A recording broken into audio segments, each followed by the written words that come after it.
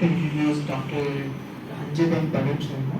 Dr. Sharma is a sports and exercise medicine specialist and medical and clinical physiologist. He is faculty in charge in sports, exercise, medicine and science, health performance and lifestyle medicine, and particularly clinical and interventional physiology lab. He has been a member of Academic Council, Lakshmi-Bai National Institute of Physical Education, Gwalior. He is proponent and practitioner of sports and exercise medicine, clinical intervention, physiology, and functional lifestyle and fitness medicine. He has published numerous national and international publications, book chapters, active reviewer and editorial team of few journals in his field. He has been awarded Dilip Raj Bajaj Research Award in 2021 by Association of Physiologists and Pharmacologists of India. He was the doctor of basic course in biomedical research. We are very glad to have you here with us. Can we have a round of applause for him, sir? Thank you very much for giving me this opportunity. And here I will be speaking on what are the different parameters upon which you can work for further development of different by using different methodology AI. So I will not be talking directly on the AI, but I will be talking on different parameters on which you can work.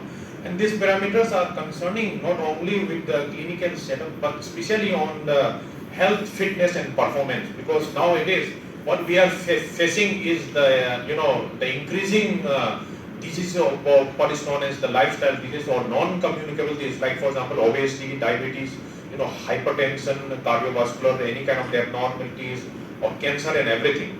So we have to, what are the different parameters upon which we can work. So let's go into the different. We already know the definition of the health.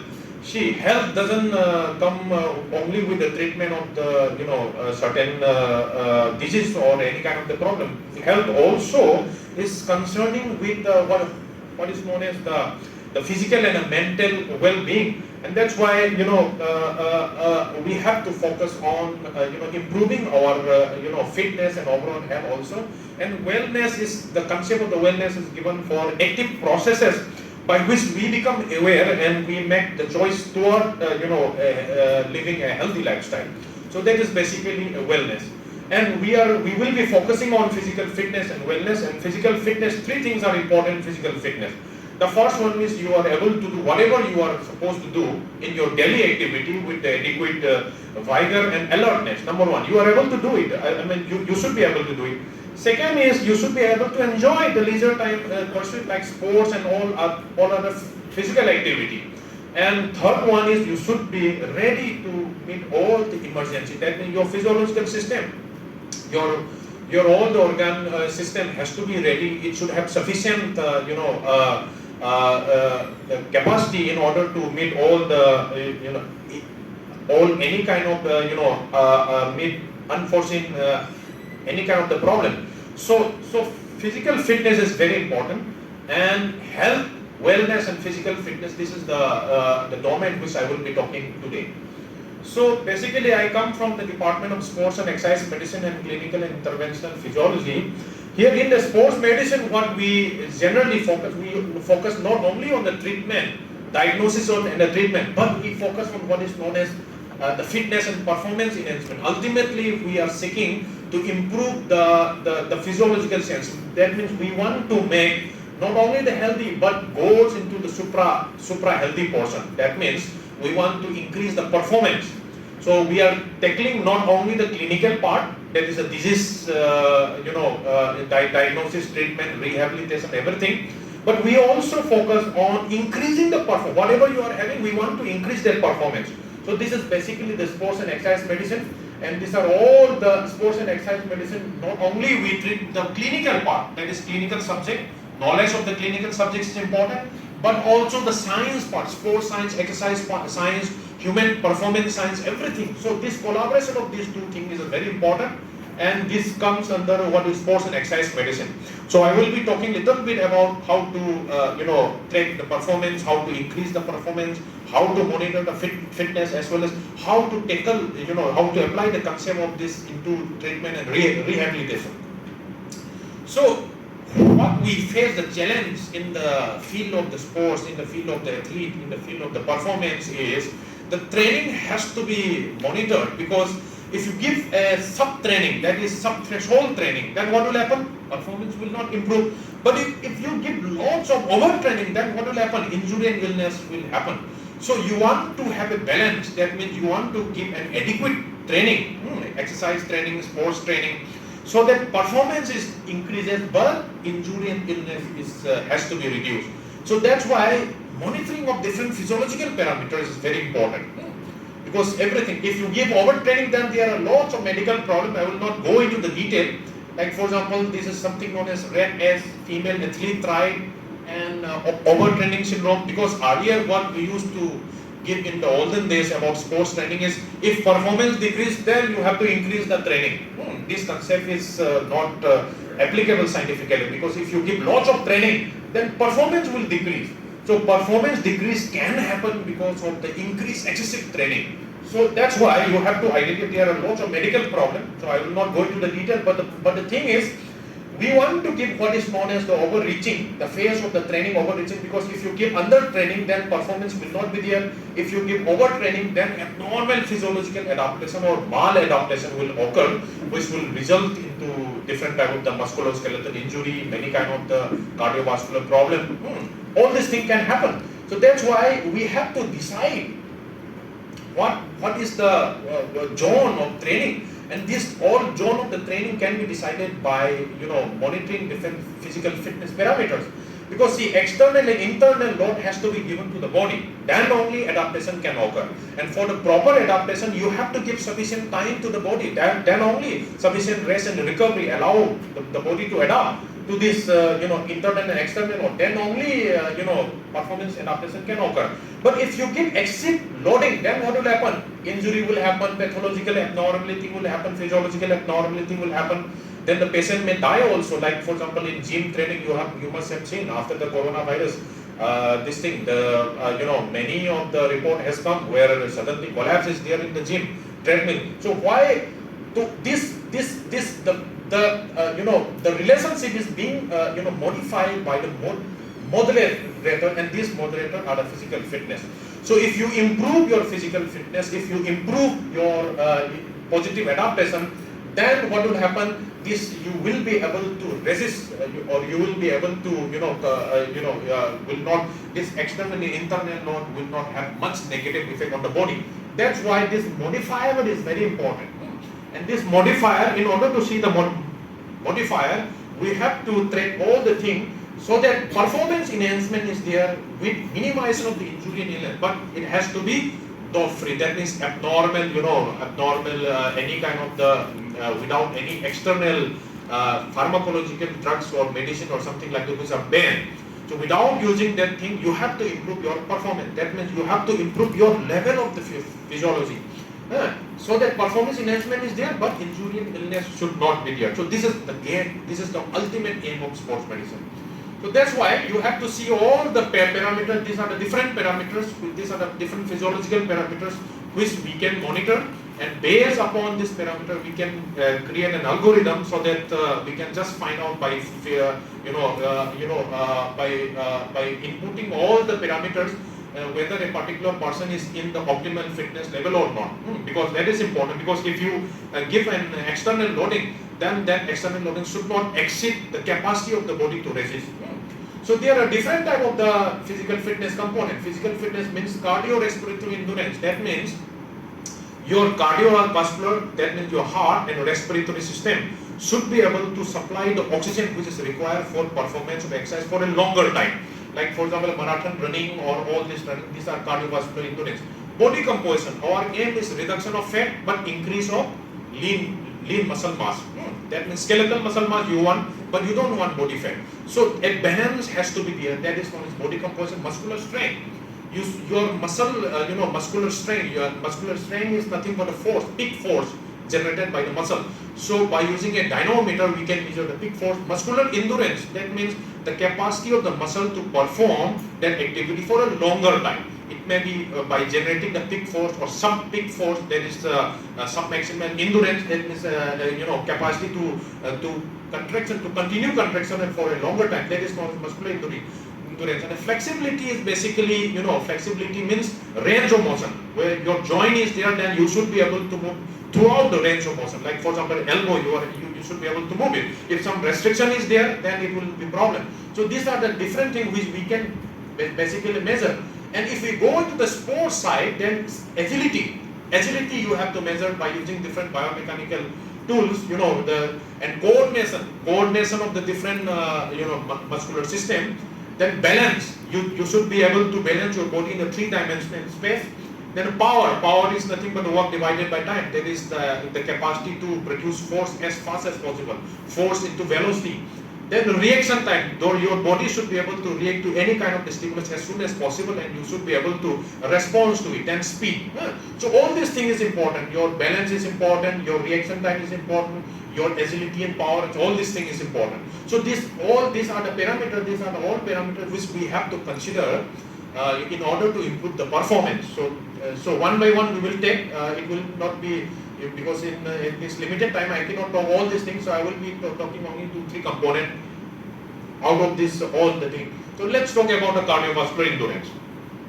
So cardiovascular endurance, as I've told you, it is important because the cardiovascular endurance, if you measure the cardiovascular endurance, if you monitor the cardiovascular endurance, and that's, you must know that, your capacity to consume oxygen, because we have to take oxygen from the atmosphere, and that oxygen has to be taken by your lungs, and then after the lungs, that oxygen has to be distributed throughout your body by your heart and blood vessel. That is the cardiovascular system, and that muscle has to take the oxygen, and that oxygen will be utilized for metabolism of the different nutrients, like for example carbohydrate, for example fat, and all these things. That means if you are able to, how much oxygen you are able to consume, how much oxygen you are able to do it, that determines your aerobic fitness.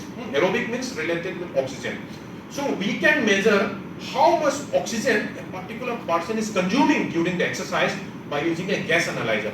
This is a gas analyzer by the treadmill, increasing treadmill we can measure, and this is the graph, you can see that. So in graphical representation, by using the sensor for carbon dioxide and oxygen, by using a mask, we can basically measure the amount of the oxygen consumed by the body and the amount of carbon dioxide that is exhaled by the body. This we can measure. And why this is important? Because you can see that the injury, the amount of the injury reduction is there if you increase the aerobic fitness. That means aerobic fitness has a protective role against the infection or against any kind of the injury. And also, in fact, it is related with the COVID also. So those who are having more aerobic fitness, they are likely to have less the abnormality of the COVID, that is morbidity, that is complication of the COVID, and as well as the mortality, the death because of the COVID.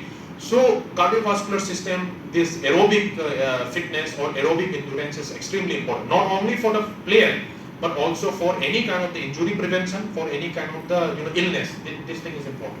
These are the different papers which have published regarding a hockey player and all this stuff.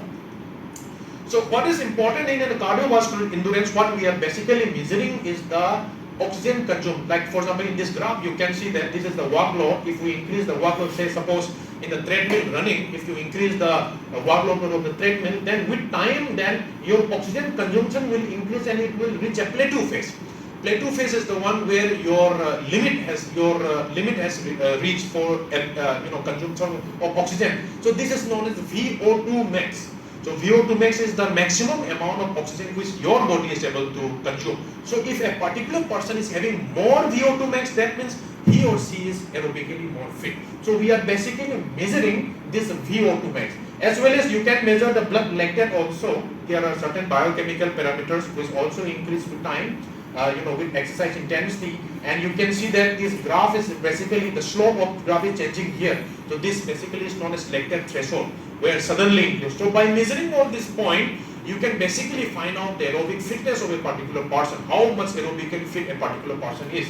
So, and also there are so many different, regression equation we can find out by measuring by direct method you can measure, and by using, because this machine is costly, it cannot be applied, to everyone. So there are so many indirect measurement of the aerobic fitness can also be established. like for example different radiation pattern, like for example heart rate response predict the functional capacity is the we can find out the equation of functional capacity. And this MET, what is MET? MET is known as metabolic equivalent of task. That means 1 MET is equal to amount of oxygen you are consuming at a resting level. Suppose if you are consuming a particular amount of oxygen at a resting level, and if you are doing an exercise, then you will be consuming more than that. So exercise grading can be determined by knowing how much MET you are doing. Like suppose you are doing a particular physical activity that is twice MET. That means you are consuming oxygen which is twice the amount of oxygen which you are consuming at a resting level. So MET, we can find out the functional capacity, that is aerobic capacity, by using this equation. It depends on the X, and also how much your heart rate has to rise. Because see, when you are your cardiovascular system is pumping the blood so that oxygen can be delivered to the different muscles. So it depends upon how many times your heart is pumping, how much amount of the volume of the blood which you are pumping in 1 minute. So all this thing is important. That's why heart rate is also important. And there is something known as chronotropic index. We can find out where we try to find out how much heart rate has to increase during the exercise. If a particular person is not able to raise his heart rate to a sufficient level, then he or she will not be able to do exercise. So we can find out by using a simple heart rate monitor. We can find out the different chronotropic incompetencies there or not, or we can estimate the VO2 max. And again, this is the graph. You can see that red one is the y-axis is the heartbeat. Heartbeat can be measured by by using a monitor.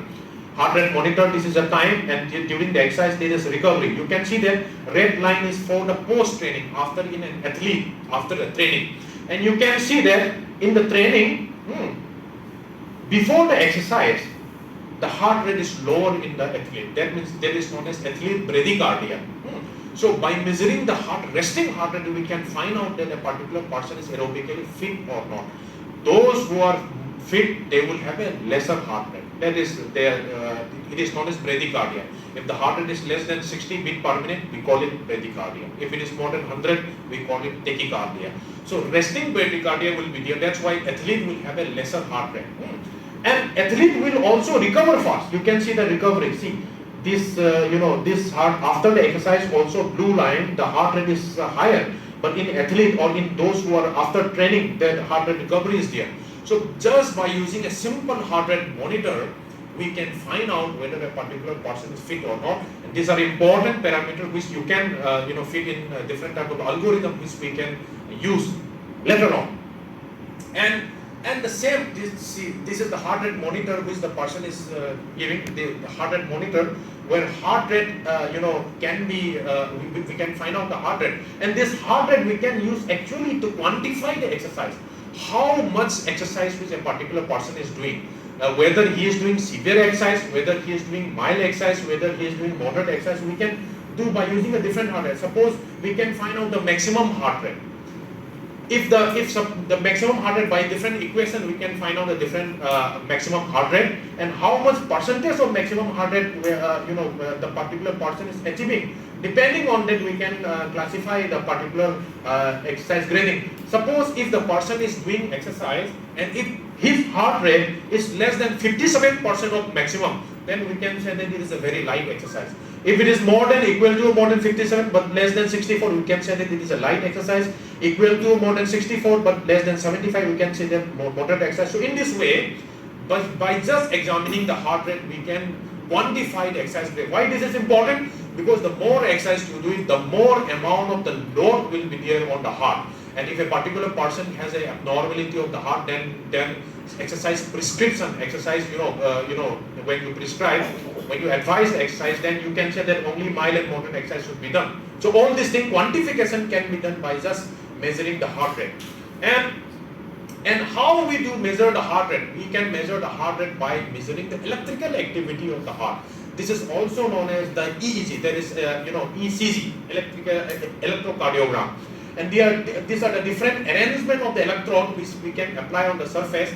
By using this, we can find out the EEG, that is electrical rhythm of the heart. By like suppose this one, when you apply here, you You can see that this is a right hand, left hand, and left, the foot. You can see that if you apply the positive electrode here, if you have the negative electrode here, and ground is applied to the right foot, then you can what is known as the lead one. This arrangement is known as lead one.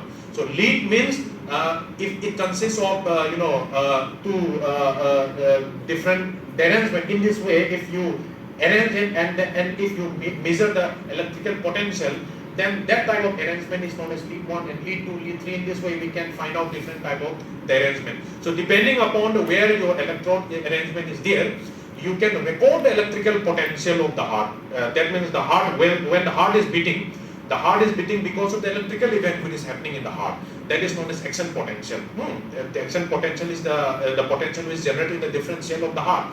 When all the algebraic sum of all the vector, when we combine together, then we can measure that summation of that electrical potential, from the external body surface, because the body is a volume conductor. That electrical activity can be conducted everywhere by using different electrodes. In this way, you can measure what is known as the ECG.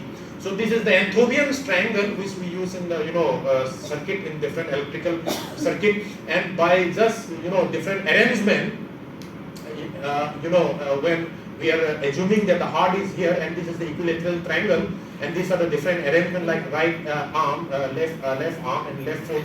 Like if positive electrode is positive electrode is connected here, negative electrode is then this arrangement is a lead 1. In this way, lead 2, lead 3, AVF and all these things we can measure. And this is a AVF is nothing but augmented. That means by mathematical model we can augment whatever we are achieving, the voltage difference.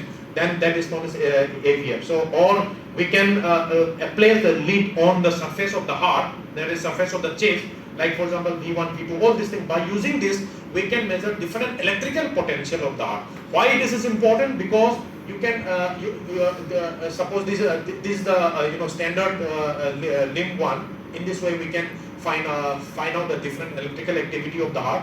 So why this is important? Because this will tell you about the abnormality of the heart. If there is any kind of the electrical abnormality of the heart, you can find out by measuring the EEG.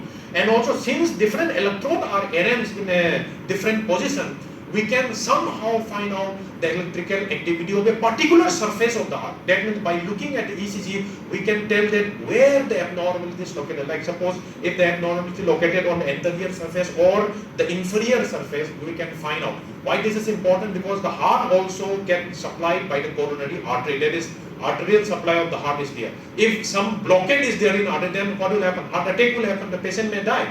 And if you want to do certain intervention, like suppose if you want to remove some abnormality, blockade of the artery, then first you have to know where the blockade is located. And by just examining the ECG, you can approximately find out the location also.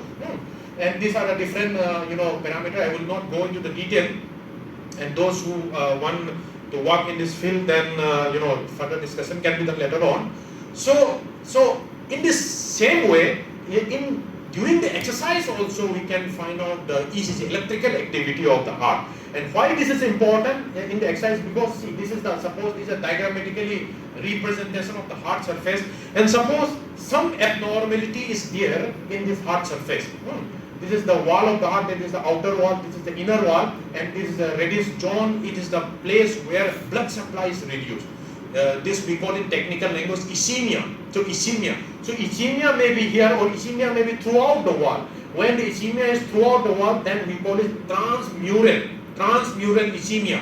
And when the ischemia is confined to this particular area inside wall of the heart, then we call this what is known as a subendocardial ischemia. So ischemia, so why transmural meant? That means whole part of the cardiac muscle is damaged. Immediate attention you have to do it. Then this subendocardial ischemia means injury has begun. You have to take intervention. So how do we look in the ECG? Suppose this is the ECG electrode, and we can say that this is this point is known as J point, and there are different waves. These are just for name. Certain nomenclature has been assigned. The first positive wave, this is the positive side, negative side. Positive wave is known as P wave. This is the QRS complex. QRS is the wave. And this is the J point. This junction is known as J point. This is the T wave, and this point is known as ST segment. So normally ST segment is around 0. That means baseline. That means it does not go into the positive or negative side. Then what will happen in case of the certain ischemia? If some endocardial ischemia is there, and then ST segment become depressed. And if transmural ischemia is there, then this ST segment becomes elevated. Just by knowing, just by looking at the morphology of the ECG, we can find out whether a particular person is having abnormal or not. And this ECG we can see, and just by noting the ECG from here, you can find out that a particular exercise or particular physical activity is causing strain to the heart or not. So in this way, different guideline has been published. What you have to remember is, see, this is the normal, and this is the ST segment, this QRS complex, and see, ST segment depression has happened just before the baseline. And see, depression has happened, and depression can be, it is upsloping depression. Then it is depressed, but still it is going up. Then it is known as horizontal depression, and then this depression is going downward, that is downsloping depression. So positive we consider when there is a horizontal depression, or when the depression is going downward, then we say that it is a little bit dangerous, we have to act very quickly. So just by looking at the morphology, we can find out. Similarly, all this thing is there. Like for example, junction can be depressed, this may be normal, this B can be normal, and C, D, E, that means C means upsloping, can be some endocardial ischemia, or D may be, D is a horizontal depression, and E may be downsloping depression. So how much depression has to be done? Equal to less than, equal to more than 1 millimeter. That means you know this number equal to more than 1 millimeter. Then you can fit in the algorithm, by just measuring a simple heart rate monitor, you can fit in the algorithm, in the computer detection. So by just analyzing the morphology of the waveform, and by using this cutoff of equal to more than 1 millimeter, you can find out if biofeedback can be created to the particular person which is exercising, then whether his heart is going into strain or not. So in this way, by just applying this heart rate where ECG is there, you can find out the cardiac load or cardiac strain by measuring this, depression, how much depression is there. So in this way, you can create a particular biofeedback to that particular person. And in this biofeedback, not only ECG, we can take into consideration of say heart rate, NIBP. NIBP is a non-invasive blood pressure. You can measure the blood pressure by using a separate device. Then you can find out the amount of the respiration, because respiration movement is there. So if you use a volume transducer, then what will happen? The movement of the external chest wall can be converted into electrical rhythm, and in that way you can find out the respiratory rate. And for example, blood pressure. And how we can find out the blood pressure? You just inflate a cuff to a particular artery, and when the blood flow and to that particular artery is stopped by applying an external force, then slowly releasing it, then you can find out a particular time where blood flow starts. Then external pressure, whatever external pressure you are applying, should be equal to the internal pressure of the blood pressure, because the blood pressure is the lateral pressure which is exerted on the wall of the artery. So in order to blood has to flow, then that blood vessel has to be patent, it has to open. But if you compress it outside, then it will be compressed. So a particular time will come up when the internal pressure should be equal to the external pressure. By using this simple logic, you can find out the blood pressure which is known as NIBP, that is non-invasive blood pressure. You can find out the temperature also, you can find out the SpO2 also. That means SpO2 you can just use by using the infrared mechanism. Different, like for example, different type of the hemoglobin. Hemoglobin is the molecule, it is present in the red blood cell, and this hemoglobin can exist into oxygenated form and deoxygenated form. Oxygenated means it carries the oxygen. It has a different color, different wavelength. So by measuring the, what is reflected light, you can find out what is the relative concentration of that hemoglobin, and based on this you can find out the SpO2, that is saturation of the oxygen. So in this, all this thing can be feedback into the system, and it will give a kind of the feedback to the particular player, and he or she will be able to know it. Why this is important? Because collapse is very common in the field. Like for example, recently this happened in 2021. Christian Eriksen collapsed on the field. Collapse. That means sudden cardiac arrest. This is known as sudden cardiac arrest, and this is the Damar Hamlin, 24-year who collapsed on the field. It is because of the a kind of the projection. Here you can see when contact with a particular fellow player, and then he suddenly collapsed. And this contact, that is a projectile. Any kind of the contact happens on the heart. And why this is important? Because this is a normal ECG, and ECG here you can see that this is the P wave, this is the QRS complex, and this is the T wave. And this upsloping of T wave, this part, upsloping of the T wave is very important, because if any kind of the what you call injury or any kind of the trauma happen to the chest wall, which is directly overlying the heart, at that particular point, in this point, there is 20 millisecond window. At this point, if some trauma has happened, directly trauma on the chest wall, then the person may collapse and the person may die.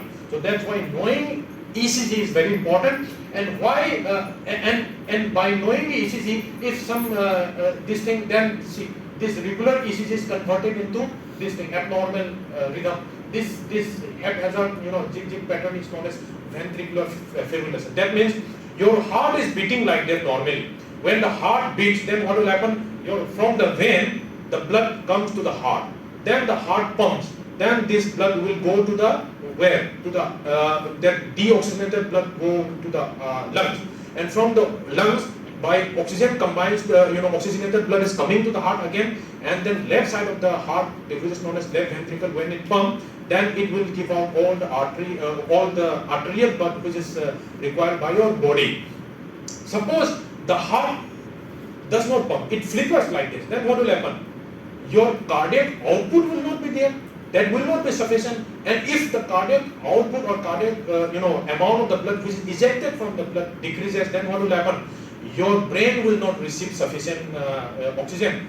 If your brain is deprived of oxygen, then suddenly you may collapse. If the heart itself does not get oxygen, then you may die. So all these things happen. So the cardiac abnormality, which is because of the electrical rhythm abnormality, it is known as ventricular fibrillation, and this process is known as sudden cardiac arrest. And because of the sudden cardiac arrest, the person will collapse. And if you do not do immediately, then sudden cardiac arrest will convert into what is known as SCD, sudden cardiac death.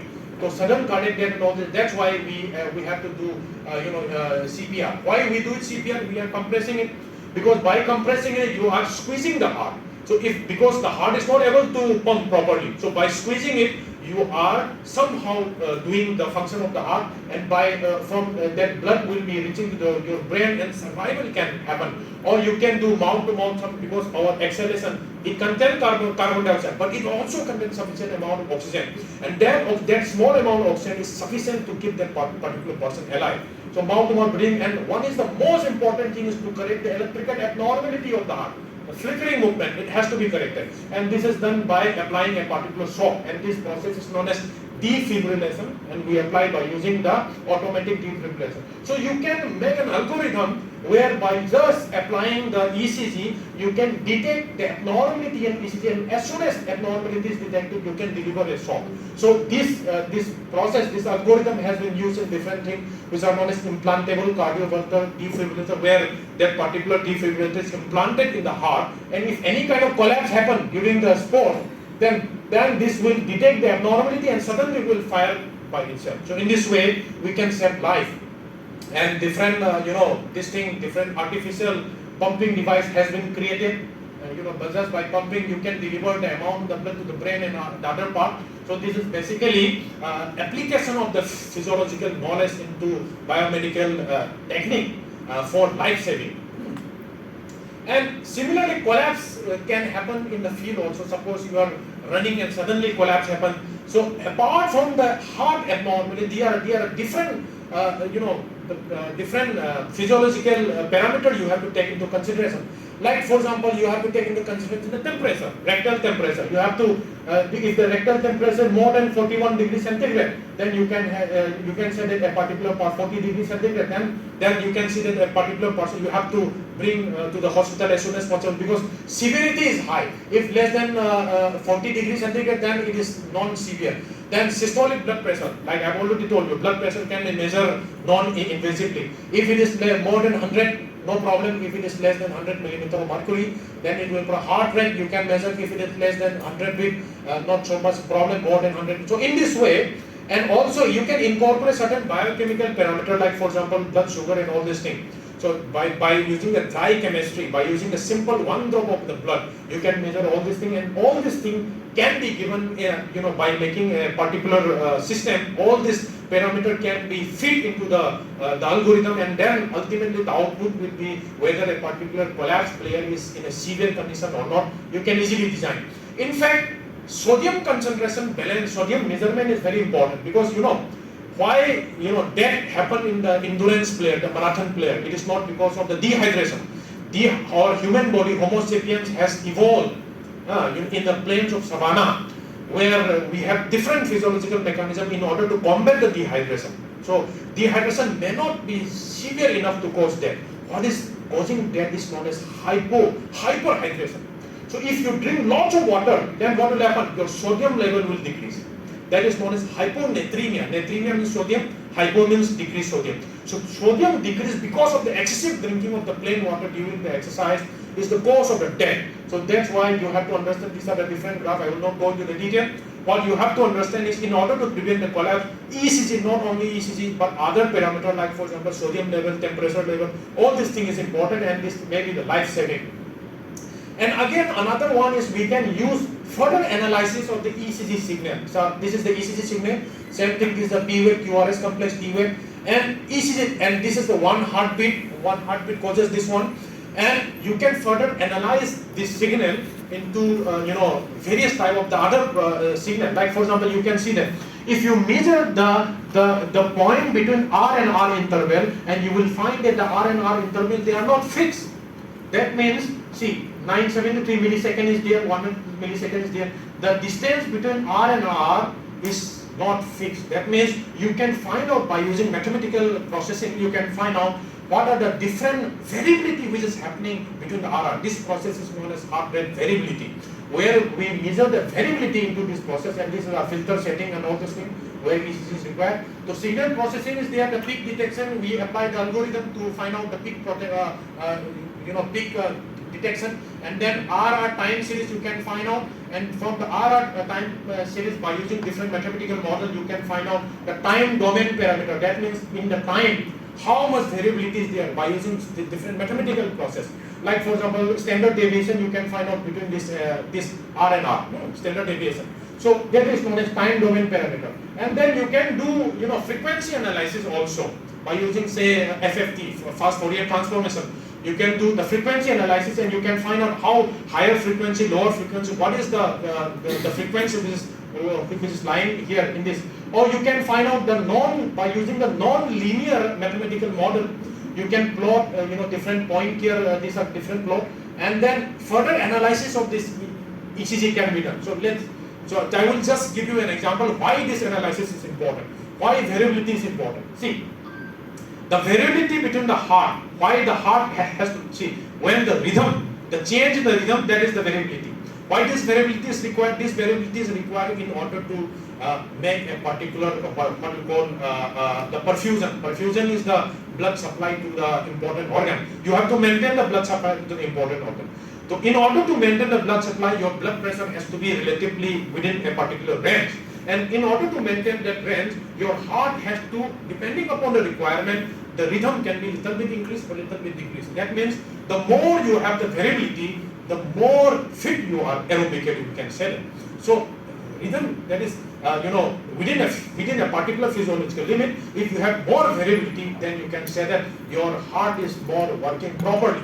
So HRV can be measured by, this is just a name of the statistical method. RMSSD, that is the what we call root mean square of the successive RR interval. This is the RR interval. If we find out the duration and then we do the root mean square of the successive RR difference, then it is known as RMSSD. And if we take the natural logarithm of the RMSSD, then we can find out the RMS.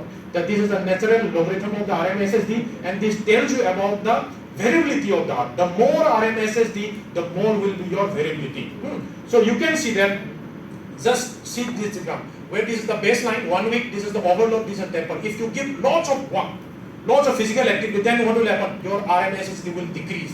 That means by just measuring your HRV, you can find out what is the load happening to that particular person, whether he or she is recovered enough or not, whether he or she is ready for more workload or not. So based on this, you can find out the HRV based training. Just by measuring HRV in the morning, if you find that the HRV is little bit lower, then you should avoid very high training. And if the HRV is little bit higher, you can say that more load can be given. So in this way, HRV based training can be done, recovery, then performance can, injury prediction can also be done by using this HRV based model.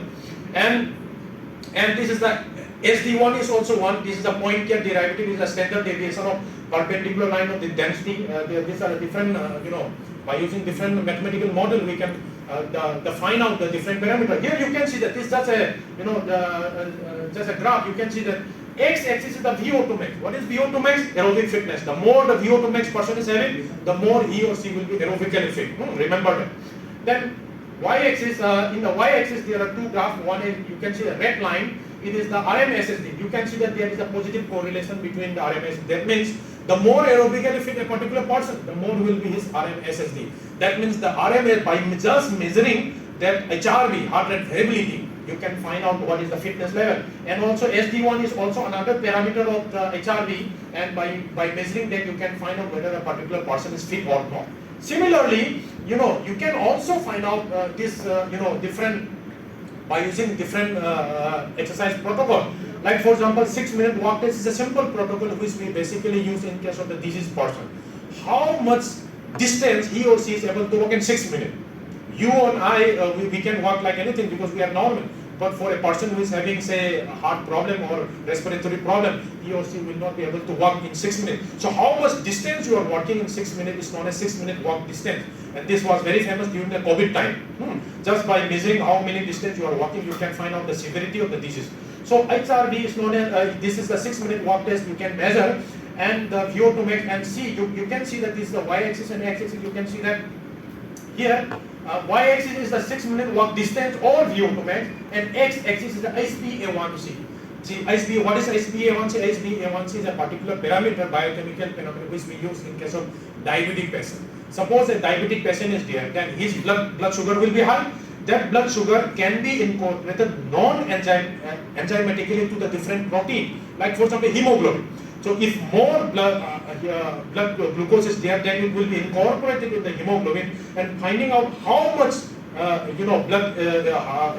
this glucose is incorporated in hemoglobin, we can find out what is the level of the control of that disease. If HbA1c is very high, that means diabetic patient, then his control is not good. And you can see that if in case of the diabetic patient, this is a study on the diabetic males, you can see that the more the HbA1c, the less will be your VO2 max and functional capacity. That means VO2 max measurement and functional capacity measurement is very important, not only for the normal person, but also for the diabetic patient. And similarly, you can see that the body fat person also, the more the fat you have, the less will be your VO2 max. The more the fat you have, the less will be your total power. Total power is for HRV, heart rate variability. If we do the fast Fourier transformation FFT, you can find out this is the total power. And body fat can be measured by just sending an electrical activity to your body. Suppose you see, if you send a particular electrical activity and you can measure, the resistance. Your fat is a what? Fat is a insulating substance. The more the fat you will have it, the more will be resistance. So indirectly you can measure how much body fat your body is having just by inserting a minimum amount of current. This process is known as bioelectrical impedance analysis. So we are analyzing the impedance by just injecting a particular small amount of the current, and you can find out the percentage body fat. So body fat, all these things you can measure physiologically, and you can fit on, and then you can ultimately find out whether a particular person is fit or not. Okay. Similarly, training load. Training load is this graph. You can see that this is the training load. The more the training load is, then what will happen? The injury level will increase. This is a graph for injury. Injury is high here, in the excessive training load. Injury will be high if there is no training. If you are not doing any kind of exercise also, injury rate will be high. If you are doing lots of exercise, you will get injury. What will require is more team fitness and team performance is required with a minimum injury. This we have already found out. So how you can predict a particular model. So this is the computer generated model. This can be found out by, I've already told you there are different physiological parameters. All this can be fit in, then you can analyze it. Then after analyzing, you can somehow create, certain, graph like this. Like suppose this is the y-axis, you can see that this is a likelihood of subsequent injury, probability of the subsequent injury, likelihood of the subsequent injury. And this is the ratio of the acute versus chronic workload. How you are going to find out the workload? Acute workload means the workload which your body has done in just the previous week. Just before the week, how much work your body has done. And the chronic workload means average of the 4 weeks. That means the more you are able to do work in that 1 month previously, then it basically indicate the fitness. That means your body will be more fit means you are able to do more work in the previous month. But suddenly if you increase the workload in the previous week, then what will happen? Injury can happen. So a ratio we can find out, and here in this ratio, by this computer generator, you can find out a sweet spot is there, where the acute chronic ratio is between 0.8 to 1.3, where for the sweet spot, injury is very much decreased here. You can see that. And if you keep on increasing your acute workload as compared to the chronic workload, that is ACR more than 1.5, then that is known as danger zone. So in this way, you can find out by using just an artificial intelligence, by applying all the input, you can predict a particular injury pattern, and by using this process, we can do training in different type of individual. Similarly, not only for injury, but also it is important for infection also. That means if you have a more workload, then your immunity will decrease like anything. See, this is the yellow, blue is the immunity decrease. That is decreased immunity. If decreased immunity means what? Your disease susceptibility will increase. That means you will suffer more infection. So more infection, you can have more infection at the sedentary lifestyle. If you are not doing any kind of the work, that also infection will be higher. But if you do more work, infection will be higher. That means you have to measure the workload. By just measuring the workload, you can find out what is the optimum level, sweet spot where you have to do the exercise. You have to find out this optimum level where your immunity is very, very high and your disease susceptibility is low. And that's why a balance has to be maintained between the fitness as well as the training. This is especially important in case of the coronavirus. See, because of the coronavirus, what has happened? All the playgrounds are closed. Then what will happen? Lockdown has been there, restriction has been there, and because of that, what will happen? Your training load will be decreased. If the training load decreases, then what will happen? Detraining effect will be there. All the positive adaptation your body is encountered because of the training will be lost. The player performance will decrease. But if you do lots of training, then what will happen? Again, infection and all this thing can happen. So a balance has to be achieved between how much you have to keep, how much restriction has to be done, and this balance, this can be decided by different prediction model which I have said. And again, another training important is regarding the exercise for the fat loss. This is the biochemical different physiological marker, and this y-axis, x-axis you can see intensity of the exercise. If you increase the intensity of the exercise, then the amount of the what you call the fuel which your body is using, because your body has to use the fuel for exercise. The fuel will increase dependent on carbohydrate. That means if you are doing very high intensity exercise, very high load, then what will happen? You are utilizing more carbohydrate. Suppose a particular person is there, he wants to lose fat. Then you want to do more fat oxidation. To make more fat oxidation it is possible at the lower intensity. This is blue is the fat oxidation. So you have to design a particular exercise such that fat oxidation is maximum. So this gives rise to a concept of what is known as fat max zone. The fat max zone, if you do a graphical presentation, you can see that the maximum amount of the fat oxidation happens in this particular intensity of exercise, and this intensity of exercise is nothing but the 65% of VO2 max, which is around 55 to 70%. This you can convert into heart rate by using different equation. So that means if you know that particular heart rate in the exercise where your fat burning is maximum, then you can prescribe that exercise in order to have that maximum. In this way, different running method has been developed. One running method is known as methadone running method, which was developed. And here, the running heart rate is equal to 180 minus AS in here. It is approximately, if your age is say 30 years, then you can minus 180 minus AS. This approximately corresponds to the fat max zone. So in this way, if you do running, then in that way, then you can increase the oxidation from the fat.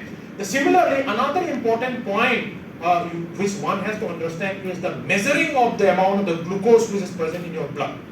That means how much glucose which is present in your blood is important for exercise performance.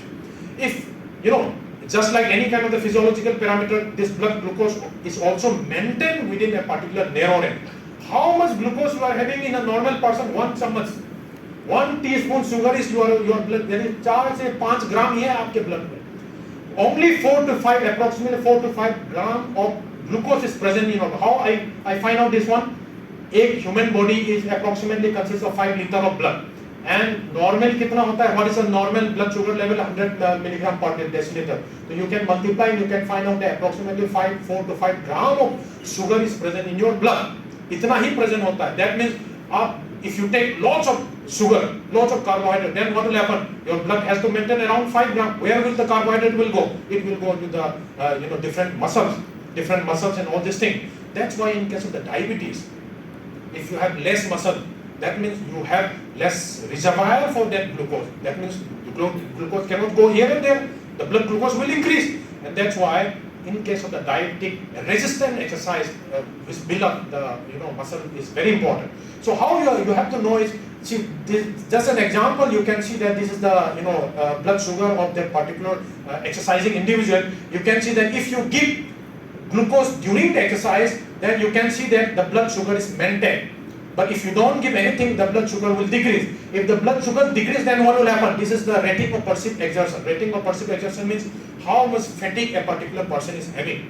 You can just rate it, say to the grading of 1 to 10 or 1 to 20 or 6 to 20 grading, you can just pick out how much fatigue you are feeling. And you can see that the fatigue is very, very high if the blood sugar is less. That means the blood sugar during that exercise is very important. Why this is important? Because this is the A minus B glucose, that means arterial minus venous. That means, suppose by applying the principle of the conservation of the mass by fixed principle, fixed law, you can find out how much quantity of something is taken by a tissue. You can find out. Suppose this is an artery. Artery is going to a particular tissue and carrying something. Then after that, vein will come out, and from the vein blood will come out, and if you measure the difference between the quantity which is going on and quantity which is going out, then you can find out how much is taken by the tissue. So in the same way, this is how much glucose is taken. You can find out the arterial minus venous difference, and you can see that the taking up is decreased. That means your cerebral, your amount of the glucose taken up by your brain decreases when your blood sugar decreases. That means you have to take glucose during exercise, but you cannot take too much glucose because what 4 to 5 gram is the only glucose which is present in your. If you take too much glucose, then diabetic complication can happen. That means you have to use some type of this type of the physiological monitor. These are known as what we call the this is everyone must be knowing Kipchoge, one of the famous marathon runner, and he uses this type of the continuous glucose monitor. So just by knowing continuous glucose monitor, you can find out how much glucose is there, and accordingly you can take in how much glucose you have to take. It doesn't require too much. Around 20 to 25 gram of glucose sports drink is required. That's all. If you don't have to take too much. So this is important. And by measuring and also if you don't have this thing, you can also in laboratory you can measure what type of the fuel a particular person is using. You can measure by just measuring the amount of oxygen consumed and amount of carbon dioxide exhaled. This is known as VCO2. What is VCO2? That is volume of the carbon dioxide exhaled by the body. You can measure it and divided by VO2. VO2 means amount of the volume of the oxygen which you are consuming. So this ratio is known as RER. That is known as respiratory exchange ratio. Why this is important? If you are using glucose as a fuel, then what will happen? Carbon dioxide will increase, oxygen will decrease. That means this ratio will increase. If this ratio is more than 1.1, then you can say that your body is doing dependent on carbohydrate. You may require more glucose. But if it is less than say 0.8, 0.7, then what will happen? Your body is doing fat burning. So in this way you can find out different by using this different parameter, by using the blood glucose and all these things. So these are the important physiological parameters which we can fit on to the different bear, and then evidence-based, a data-based oriented exercise training can be done. And going into the biomechanics, let's see something the biomechanics by using the force platform. You can measure the ground reaction force also. Like for example here in this way, this is the center of mass. You can see that this is the when a person is running. You can see that this is the center of, this is the graph of the line of the graph of the center of mass, and this is the initial length when the particular person is before contacting to the ground, and just after connecting, this is known as contact phase. You can see that the compression is happening, then recoil is also happening. So if you analyze the ground reaction force, vertical ground reaction force, you can find out that if you heel strike, if you strike the ground by heel, this pattern of running is known as rear foot strike. Rear means backside, that is heel strike.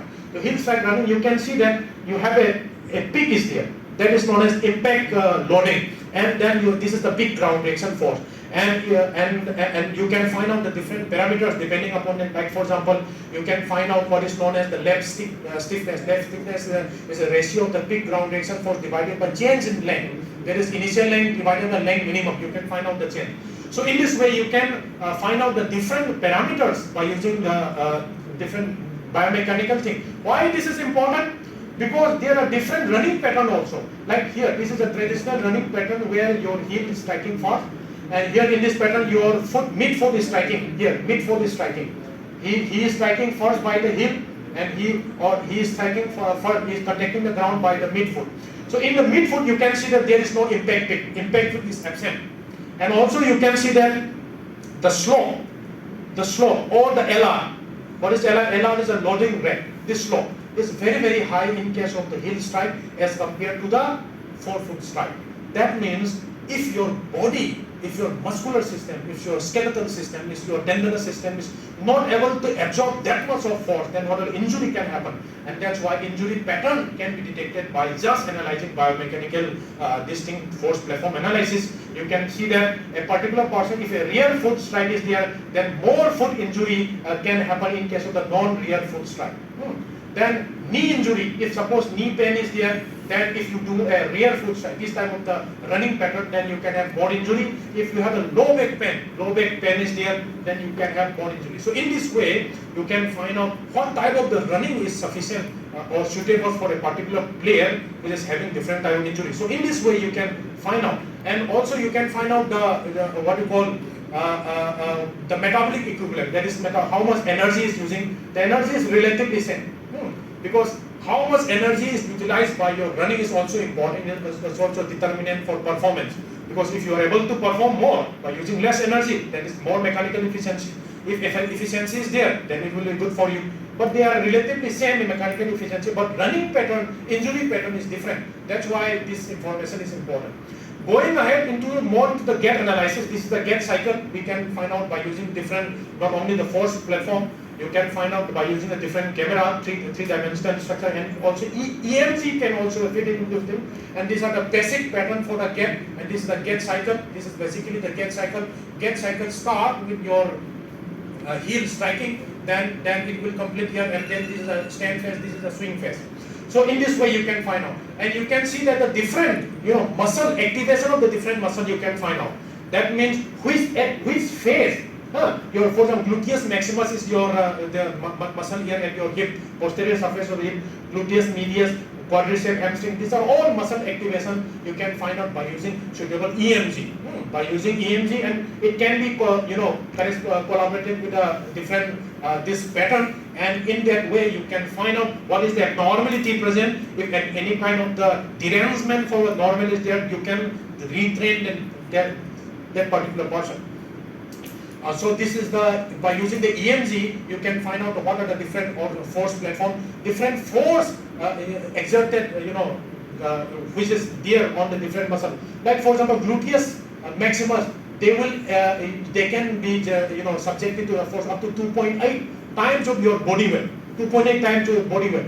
Like for example, this is the gluteus medius, it can be up to 5.8 times of your body weight. That means if you keep running high speed, then if you have a problem here, then your muscle may get some damage also. So in this way, different sub-muscle analysis can also be done. And similarly, the analysis, you can just apply certain, the shear torsion concept here. Like suppose this is a beam bar, we have already noted. If the force of loading is central, then this is known as concentric loading. This is a basic physics. The concentric, if it is loading is done away from this particular line, then that is known as eccentric loading. And if eccentric loading, what will happen? The compressive force stress will be there in this side, and here the tension stress will be there in the opposite side.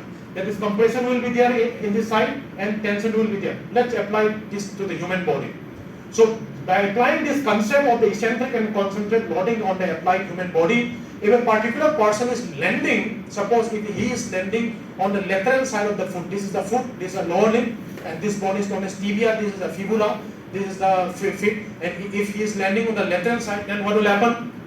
This is a ground reaction force. So eccentric loading is being done. So if eccentric loading then happen, then what will happen? Here in this side, on the medial side, then what will happen? Medial side, this thing, the compression, and this tension stress will be there. And because of this thing, then what can happen? You can have different type of the injury pattern can be there. And such type of the injury pattern is known as MTSS syndrome. It is also known as shin split. In running, when a particular person started running, then he or she will feel pain here. This is the maximum tenderness. When you press it, then it will be very much tender here. This is the example of the medial tibial stress syndrome. We call it medial tibial stress syndrome. Medial side, tibia, stress is there. Medial tibial stress syndrome. Earlier in the layman language, it is known as shin split. Then how you can modify it? You can modify it by just applying a orthosis. If you apply a various posture orthosis, then what will happen? The ground reaction force will shift from here to here. So this loading will be concentric. From eccentric you are converting into concentric, and there will be decrease, tension on this side. That's why just by using a medial support, then you can modify the direction of the force application, and in this way you can do treatment. This by just observing the biomechanical pattern, we do treatment and rehabilitation of different patients. Similarly, this knowledge we can apply for certain building. Like this is the ankle sprain. See, ankle sprain is very common. So if you apply a particular low friction patches on the external surface of the shoe, then what will happen? Because of the less friction, then what will happen? Because of the force, the direction, it will be not, torque will be reduced. There is medial torque will be reduced, and because of the reduction in the torque, then what will happen? Your foot will place like that. That means lateral, the medial side of this movement will be restricted. In this way, you can do prevention of the lateral ankle, injury also, just by knowing few biomechanical tips. So let's go ahead to the EMG.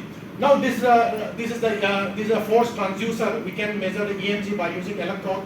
We can measure that the EMG can be used not only for the muscle activation, it can also be used for the analysis of the force, muscle force, and it can also be used for the analysis of the fatigue also.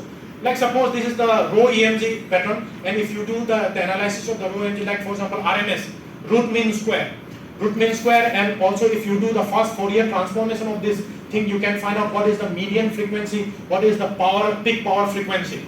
So ideally you can see that if fatigue is there, this is the one where fatigue. So suppose this is the force, there is a force. By using the force transducer, you can find out how much force is being generated. There is isometric force, and toward this isometric force, then what will happen? You are feeling fatigue. So if you fatigue, then what will happen? Your performance can decrease. So if you want to maintain this force, then you have to do more activation of the muscle. Then only force can be maintained. So more activation means, see, more height will be there. So RMS will increase. So just by analyzing the RMS from the EMG, you can find out whether fatigue has set in or not. And if you see the power frequency by using the FFT Fourier transformation of this thing, you can find out the power frequency, and the power per frequency will decrease. That means reduction in power frequency, median and mean, increase in RMS, root mean square. Then you can say that a particular person is fatigued or not. This is the in the exoskeletal build-up. You can put in this information to that particular person, that whether he or she is fatigued or not, or whether he or she is lying or not. So all this thing you can find out.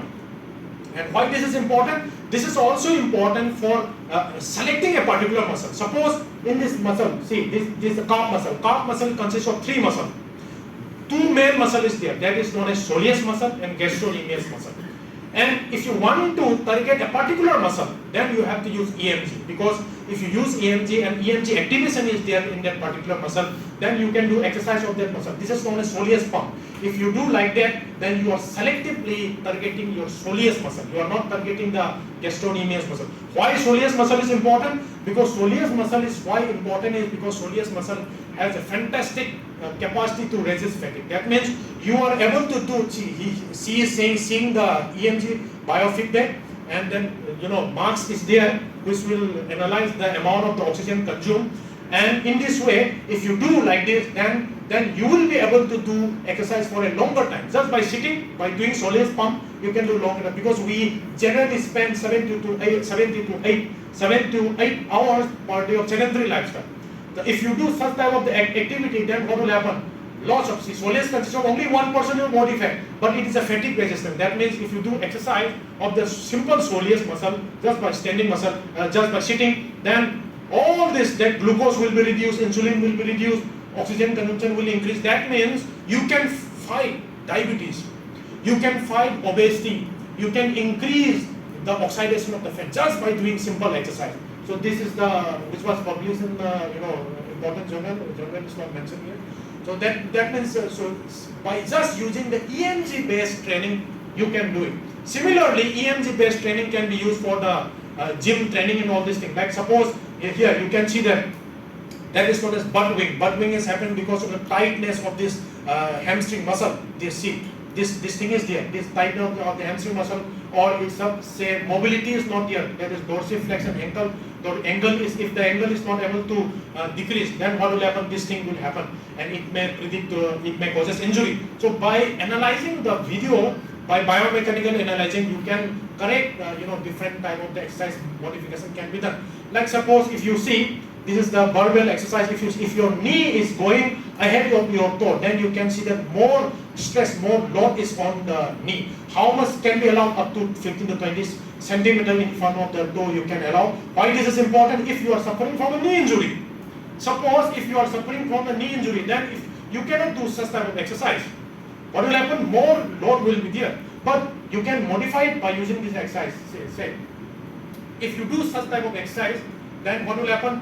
More load is there on the hip joint, the spine. So, but less load will be there on the knee joint. So, if you are a patient of the knee problem, then you can do this exercise. But if you are a patient of say low back pain, you can do this type of exercise. So, just by knowing different biomechanical activation by EMG based, we can modify that. Similarly, same thing here. You can see that this is the moment arm. You are measuring the torque basically. So moment arm is important, perpendicular distance from the line of the force to the what you call the hinge or the this thing you can find out here. You can see that the moment arm is very small here. That means less torque will be, less load will be there on the knee joint. But what will happen to the hip joint? More, so hip joint will painful will be there. Similarly, in this day, more load is there on the knee joint. Why? Because of the moment of perpendicular distance is very high. This is the line of the action of the gravity. and less. So in this way you can basically modify the exercise load. Similarly, same thing here. If it is more challenging for the hip, but less challenging for the hip. So different type of the exercise training we do it. Similarly, same here, same thing. So I don't have to go into the detail. If some hip problem is there, which is known as hip external impingement syndrome, I'm not going into detail of clinical condition. So just by doing modification of this line of the force action, you can modify the different type of load. Same thing here. See, just by modifying this perpendicular distance reduced, and then less load will be there on your back. So in this way. Similarly, EMG can also be used for the exercise of your calf muscle. I have already told you, calf muscle consists of two muscles. There is gastrocnemius and soleus. So just by position, foot position, if you do exercise of the calf muscle while your toe is pointing outward like this, foot, then you will be selectively activating the medial side of your gastrocnemius. Gastrocnemius is a muscle. So if you want a particular muscle to be activated, then you can do a particular position can be changed in this way. And how do you know all these things? Just by using the EMG. So EMG based method we can find out. And another point which EMG is useful is regarding the seeing of the recruitment phase. So I am not going to detail what is important. See, same thing, EMG pattern. This is the what you call the incline bench press. This is the flat bench press. This is a decline bench press. So these are the muscle. Which muscle is more activated where in which position? You can just find out by using the EMG based technique. Okay. Same here. See, by using the EMG of pectoralis manner, pectoralis muscle, deltoid EMG of the different muscle, you can find out whether a particular muscle is activated or not. That means EMG based training is very much useful. As a biofeedback, you can use it. Similarly, it can also be used for different EMG based method can also be used for different type of the movement.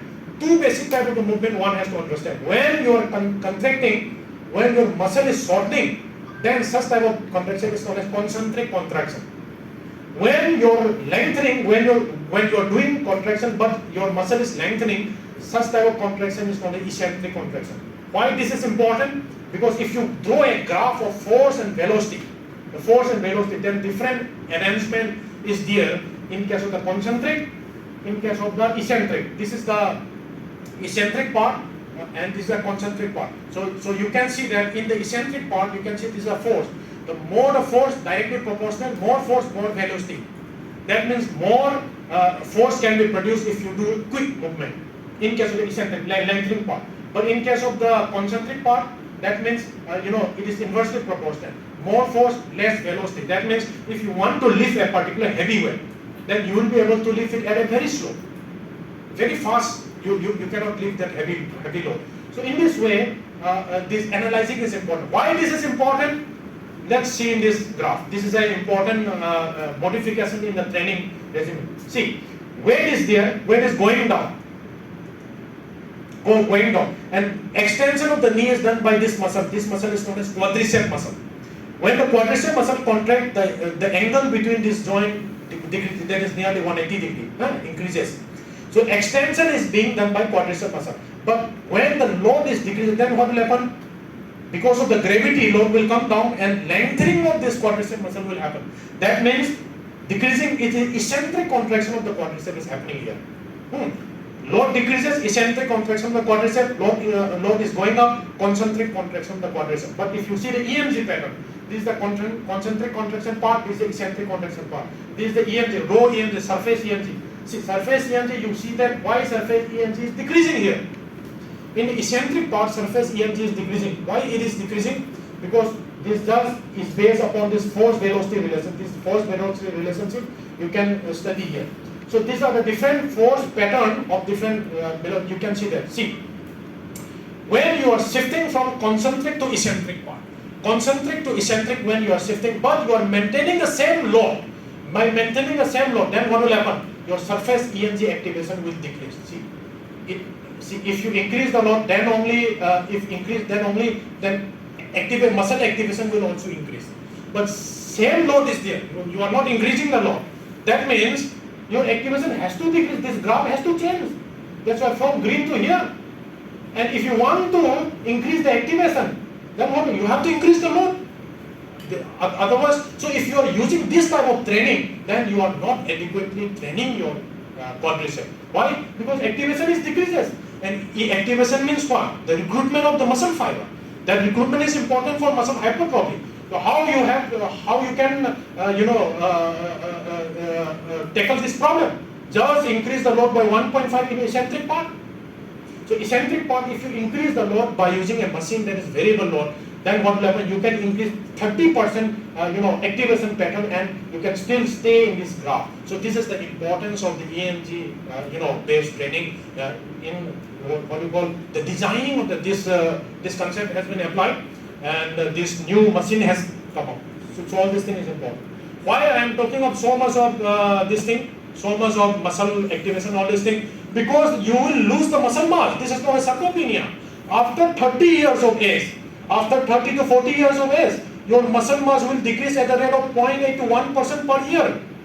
Decrease hona hi hai, muscle mass will decrease like anything. This is called sarcopenia, and the force will also decrease. This is called dynapenia. Then is the ability of force production by your muscle will decrease with increasing age. That means, see, if you do increasing age, all will be, this is the young person, 40 years, this is a 74 year person, and you can, muscle mass decreases and it's surrounded by fat. So diabetes वगैरह तो होना ही है, all this problem.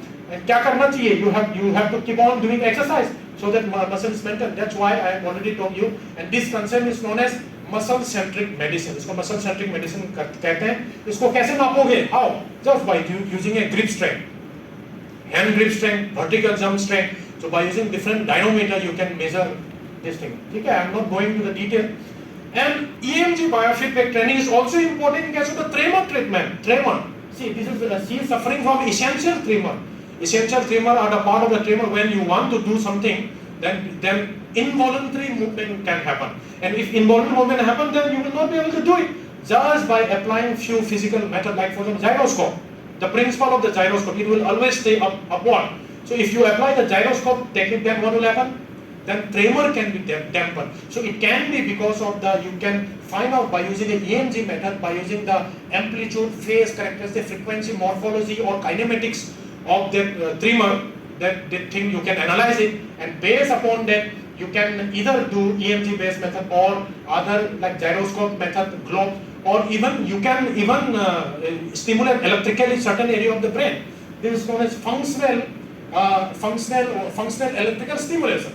This we do in surgery department, neurosurgery. So in this way you can basically control the rhythm. So all these things are important part of the feedback where this physiological knowledge can help. Same thing, tremor can be used to control the different sports. Like for example, when you do archery, when you do shooting, because of the anxiety, because of the stress is there, certain amount of rhythm tremor is there. If you do it, then what will happen? Your performance can decrease. So in this way, the biofeedback training can be used in case of the such type of the training. And similarly, EMG can also be evolved. Suppose EMG is what? Your brain is sending electrical impulse to the muscle, and the muscle is contracting. So you are just recording the electrical activity of the muscle. Suppose if you give the electrical stimulus on your skull, and then also you can record from the muscle. So such type of the recording, that is called evoked EMG, evoked response. So in this way, you can give electrical stimulus on the brain, on the skull, then you can record from the muscle. Similarly, in the operation theater, we can do it. Like for example, in the stimulus can be given here in the motor cortex in the brain. Then you can just before the movement, you can record the electrical activity. Suppose if you stimulate a particular brain, then movement will happen. If movement is happening during the surgery, then surgery cannot be performed. But if you can give an electrical signal, strength of the electrical stimulus very, very low, then what will happen? Movement will not be there, but still you can calculate, you can measure the small amount of the electrical activity which is happening in the muscle. So that is the beneficial effect of this thing. So here also the nerve, these are the different nerves which are present in the operation theater. By just opening the skull, these are 5 nerves, 7 nerves, 6 nerves, 3 nerves. When you stimulate this nerve, then you can record electrical activity from the muscle. So in this way, EMG can also be used in this we use in surgery. neurosurgery department, this principle we use it. By simply having the knowledge of the physiology, electrophysiology, you can help the surgeon. Because if suppose the surgeon, some brain tumor is there, suppose in the brain, the surgeon has to remove the tumor. But suppose the surgeon remove the healthy tissue, then paralysis can happen. So how you are going to find out whether it is a brain tumor, or because just by looking everything looks similar? Then how you have to know? You can know by using the functional capacity, that is known as the physiological. One way is anatomical. Anatomical means this is the bookish diagram, this may be the tumor, this may not be tumor. But anatomical knowledge may not be sufficient. So physiological knowledge is important. How you are doing to physiological assessment? By using this type of technique. If you stimulate their part, and if you are able to record from the muscle, that means functional, living. That is not tumor. If you are stimulated, you are not able to record, that is tumor, remove it. So in this way, this is known as intraoperative neurophysiology. This is what we do in case of the operation theatre. Similarly, in the sports also you can do it. Same mechanism. Your motor cortex is activated, nerve is going ahead, then this nerve is supplying to the muscle, and then muscle contraction can happen. Right? So this pathway where electrical activity is, suppose if you want to stimulate, if you want to prime this pathway, the more priming is done, that means what will happen? The more easy will be your easy process will be there for your body to activate it. It can be done by using a certain device, that is the TDCS, that is transcranial direct current stimulation. By using magnetic field, by using different electrode, you can directly stimulate your particular brain, your skull. And if you stimulate it, then you will prime this area, and then subsequently you will be able to do exercise, or movement will be more. So this is just a device which we use here, this device, and it can perform, and anodal and cathodal, anode and cathodal arrangement can be done. So in this way, you can increase the performance. This is known as neurodoping. So in this way, you can, just by knowing certain physiological principles, you can do it. So same thing here, concussion also. This is the concussion. This happens. What will happen? The brain, if some injuries happen, what this is known as concussion. That is brain, mild traumatic brain injury. It is very common in a sport. What is the problem in case of the concussion? Clinically, everything will be normal. If you see a particular person, he or she will be normal. And if you see that, go, jao, khelo, play karo, then what will happen? Second impact will be there. It will be more dangerous. So, kaise pata chalega? Everything is normal. Subclinical problem is there. But clinically, everything is fine. Then what you have to do? You have to rely on EEG.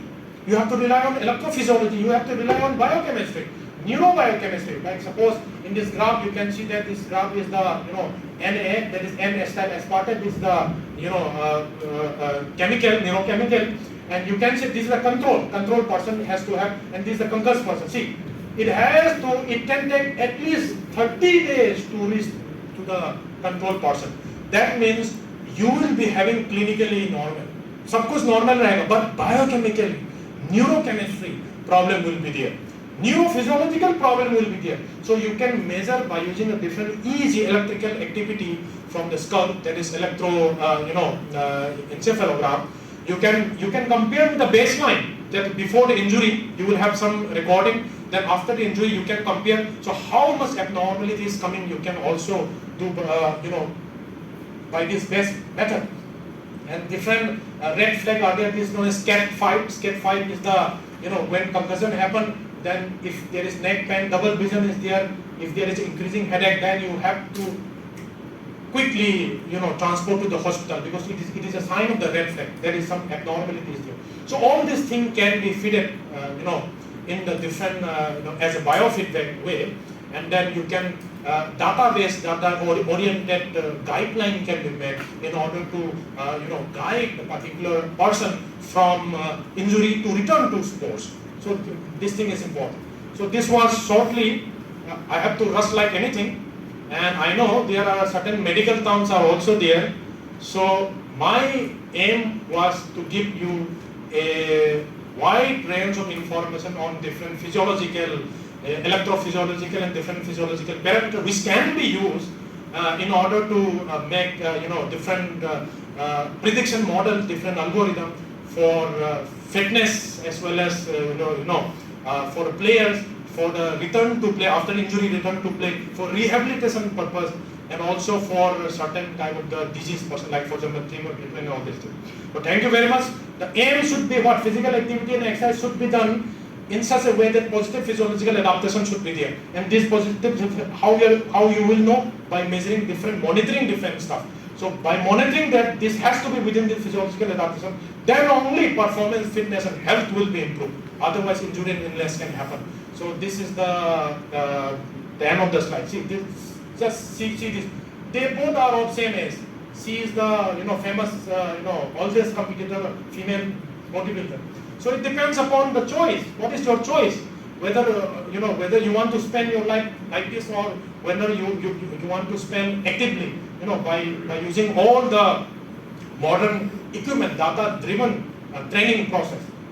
So thank you very much. If there is any question, then I am happy to answer.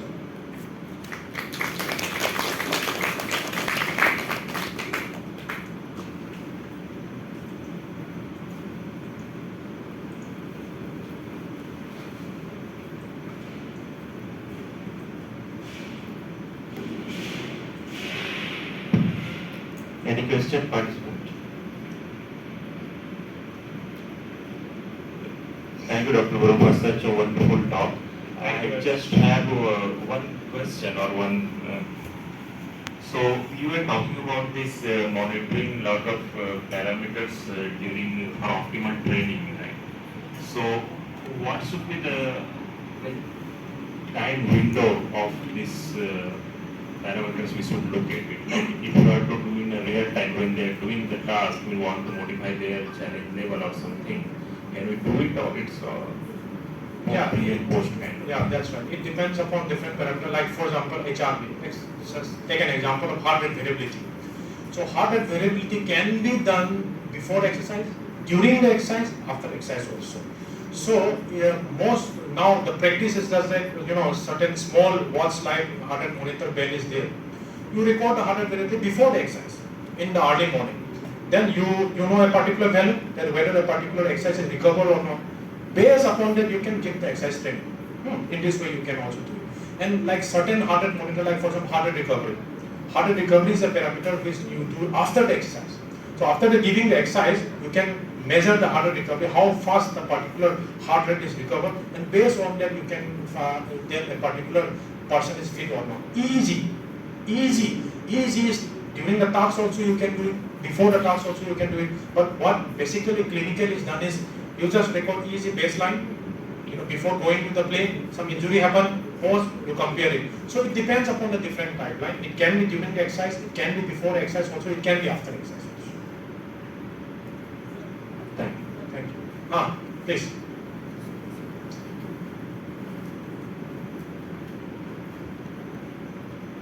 Sir, how muscles are affecting the sugar levels actually?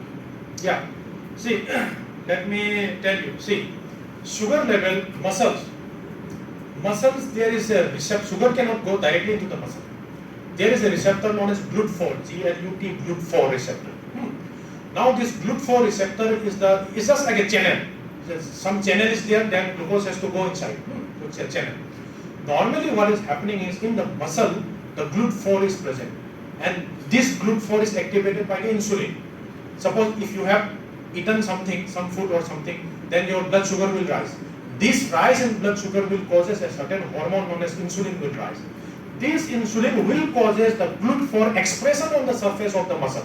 Normally that much GLUT4 is not present in the muscle, but insulin will act and this will causes translocation of the GLUT4 receptor inside the cell to the surface of the cell. More GLUT4 is there. So what will happen? More glucose will enter, and once glucose is entered, then glucose can be metabolized into different pathway. Now exercise, what is the important of exercise? Exercise has an effect on the GLUT4 translocation independent of the insulin. That means insulin is not required if you do exercise. That's why in case of the diabetes we say that do exercise. Why? Because you don't require insulin. Diabetes is happening because of the insulin resistance. Type 1 diabetes में insulin होता ही नहीं है, no insulin. Type 2 diabetes में insulin होता है, मगर it's not working. Insulin resistance is there. So exercise is the one which increase the GLUT4 expression on the surface, more GLUT4, more N3 of the glucose, number one. Number two, 80% of this GLUT4 is present on the muscle. Some of the GLUT4 is also present on the fat, but 80% is on the muscle. If you have more muscle, more possibility of the reservoir of the glucose. So you have the capacity of the more sink of the glucose is there. So if you have less muscle mass, then even if you increase the expression of the GLUT4, but the amount, the capacity, the storage will be reduced. That's why building of muscle mass is very important, age to age. जैसे आपकी उम्र बढ़ जाती है, in order to combat the sarcopenia. So the more muscle mass means what? The more sink will be there for the glucose to store, glucose to metabolize, and you will be able to maintain that optimum level of blood sugar in the blood.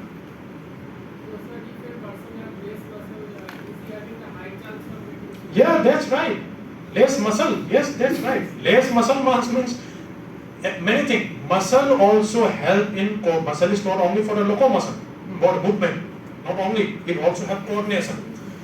Less muscle mass will for it happen. You will not be able to, from against the gravity. Like for example, from sitting down to standing, you will not be able to do it. Female in a postmenopausal, after the menopause, this we generally see. Because their more fat deposition is there, less muscle mass is there, they are not able to walk properly, and the joint is supported by the muscle. If the muscle is damaged, then joint will be, what will happen? Damaged. More force will be exerted on the joint. Osteoarthritis will happen, knee joint, weight increases. Waddling gets just like waddling, just like a duck, your knee joint will be there. Sudden fall will be there. Agility, coordination is all done by the muscle. Sudden fall, there is risk of falling is there. When once fall, because already your bone is weak, then what will happen? Fracture will happen. That's why risk of falling is very high in case of the elderly female if muscle mass is less. And hence measurement of the muscle mass, number one. Number two, measurement of the maximum force. Not only muscle mass, but the muscle should be a functional also. Force is very important, and it should be the part of every clinical investigation. It is more important than other parameter, like for example total cholesterol and all this thing. Now we generally measure. It is more important than that. So in cholesterol, more important than total cholesterol, your muscle mass is more important. Your VO2 max is more important. That's why the functional fitness parameter has come into this picture nowadays.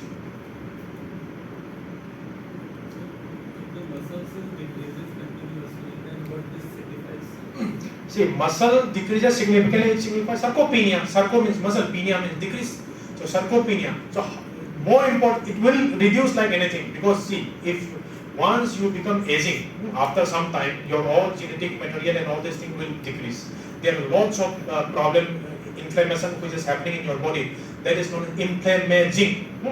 Inflammation associated with the aging is known as inflammaging. So with increasing age, some kind of the chronic inflammation is happening in your body. Some lots of abnormality things are happening. Oxidative stress is there. All these things will causes your muscle mass to decrease. This will happen to everyone. What is important is how to combat it. In order to combat it, you have to know whether muscle mass is losing or not. You have to measure by using a force dynamometer, force transducer, the different type of force, as well as the body composition, muscle mass. So in order to combat it, you require two important things, very important. First one, resistant exercise. You have to exercise, not jogging and running. Jogging and running is not resistant exercise, it is aerobic exercise. Resistant exercise, weight lifting, weight bodybuilding, not that type of bodybuilding, but resistant exercise or strength training is extremely important in order if you want to combat that sarcopenia, number one. Number two, protein intake, high good quality protein intake, because muscle is made of protein. So if you take more good quality protein combined with the resistant exercise, then only you will be able to combat that sarcopenia up to certain extent, and healthy aging will be there. So nowadays aging has been considered to a pathology, that is a bimari, a disease. So scientists are working on how to cure this disease of aging, or how to extend the lifespan of the human as healthy as possible. So work is going on in this direction. we are done with question. We are presenting some moment of Dr. Deepesh.